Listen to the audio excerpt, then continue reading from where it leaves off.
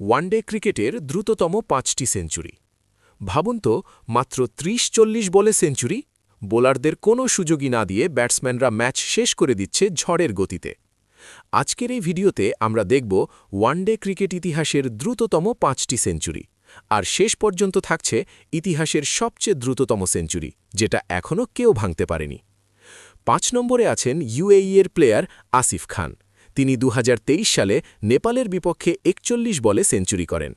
তার আগে ৫ নম্বরে ছিলেন দক্ষিণ আফ্রিকার মার্ক বাউচার, যিনি ৪৪ বলে সেঞ্চুরি করেছিলেন। নাম্বার ৪, গ্লেন ম্যাক্সওয়েল, ৪০ বল। অস্ট্রেলিয়া বনাম নেদারল্যান্ডস, ২০২৩, দিল্লি।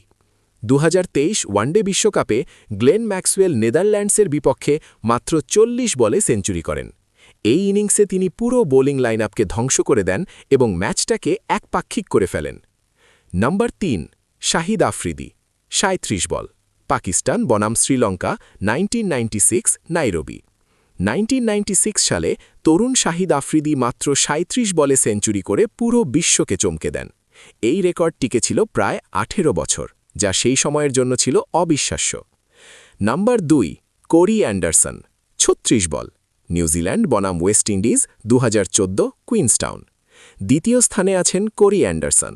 ২০১৪ সালে তিনি মাত্র ৩৬ বলে সেঞ্চুরি করেন ওয়েস্ট ইন্ডিজের বিপক্ষে। Number ১, AB de Villiers, ৩১ ball. দক্ষিণ আফ্রিকা বনাম West ২০১৫, Johannesburg. Mister 360, AB de Villiers. ২০১৫ সালে মাত্র ৩১ বলে সেঞ্চুরি করে তিনি ওয়ানডে ইতিহাসের সবচেয়ে দ্রুততম সেঞ্চুরির রেকর্ড করেন। পুরো ম্যাচে তিনি করেছিলেন ৪৪ বলে ১৪৯ রান, ১৬টি ছক্কা, একেবারে ধ্বংসাত্মক ইনিংস। এই রেকর্ড আজও কেউ ভাঙতে পারেনি। এগুলো শুধু সেঞ্চুরি না, এগুলো ক্রিকেট ইতিহাসের সবচেয়ে ভয়ঙ্কর ব্যাটিং শো। এমন আরও ক্রিকেট রেকর্ড ভিডিও পেতে এখনই সাবস্ক্রাইব করে দাও। লাইক আর শেয়ার করতে ভুলো না।